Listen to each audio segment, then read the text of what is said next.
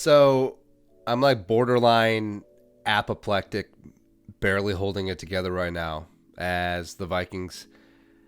This is a big boner that the Vikings are pulling right now as they decide to part ways with third-year gunslinger Kyle Jerome Ezekiel Balthazar Sluter on Saturday as the team whittled it down to 53-man roster. Yeah, carrying two quarterbacks, and one of them is Kirk Cousins, one of them is Sean Mannion. Great, grand, wonderful. Let's talk about it. Subscribe. There you go. Plus the Jeromes.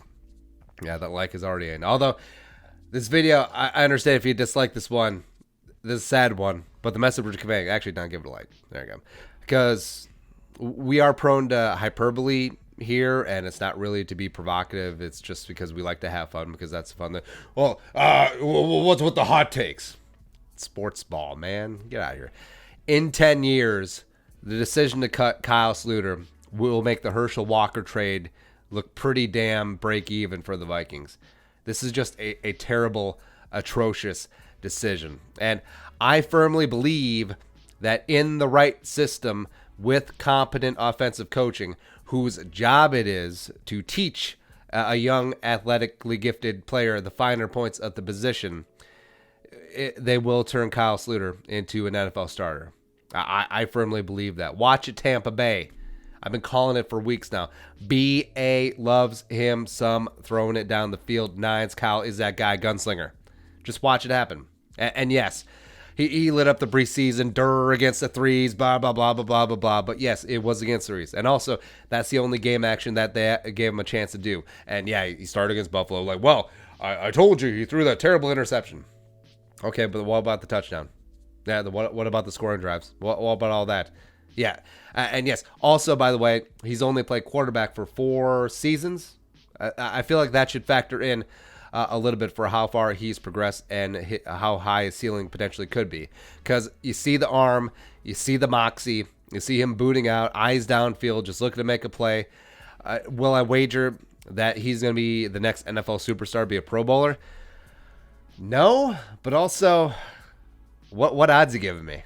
Yeah, but also, I sure as hell like his chances a lot more than wounded duck hospital ball Sean Mannion and also 12-year-old boy shredded shoulder Jake Browning. I just do. Sorry. Plus, the whole thing about, the Vikings are going to try to trade him before the trade deadline, trying to get something for him. Zimmer completely kicked that straight in the dick. Zimmer scorched any chances of trading Sluter through his stupid passive-aggressive comments in the media. It's like, he doesn't practice well, that's why he's not with the twos, and he doesn't check to the right plays, and the clock is 6 inches in front of his face, delay a game, that whole thing. And going on about practice. We talk about practice, man. Yeah, so all of those comments will resonate and also gives other teams who potentially would have traded for Kyle Sluter a little bit of ammunition. It's like, what about this? Huh? Rick, what about this? No, we're not giving you a fifth. Click.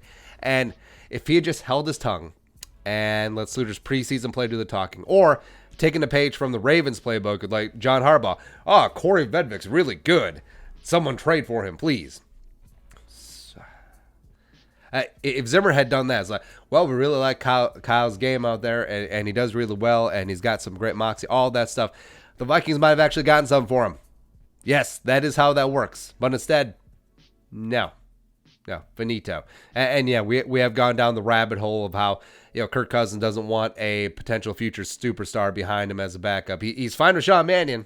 He's absolutely fine with Sean Mannion, but yeah, and yes, we revisit the arguments. Well, he played against threes, but also with threes, but also, hey you jabroni who just keeps crapping on Kyle. Look right here. Look at me. I'm the captain now. Are you willing to put a week's pay on the table, just right there, that Kyle eventually would not become an NFL starter? Are you willing to do that? Yeah, didn't think so, because you're scared. You are scared, because everybody, even the haters, see the potential with Kyle Drum, Ezekiel Sluter, the Dutch pronunciation. Vikings, they let one of the most intriguing quarterback prospects to walk in that building in a number of years just right out the door with zero compensation. This is not Joe Webb, where it's just like it's like, he's a wide receiver playing quarterback. That's kind of funny.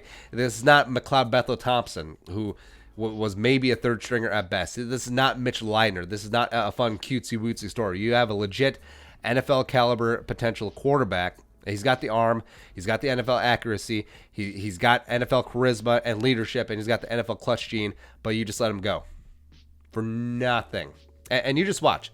Again, Bruce Arians, Tampa, Sean McVay, Rams, Andy Reid with the Chiefs. Someone with a hell of a lot better eye for offensive talent than Zimmer is going to pluck him up for nothing, and they're going to make him into something. You just watch. Massive mistake. Huge by the Vikings. Your thoughts? Let us know in the comment section below. Also, subscribe, Daily Vikings Takes, Venmo, social media, production value.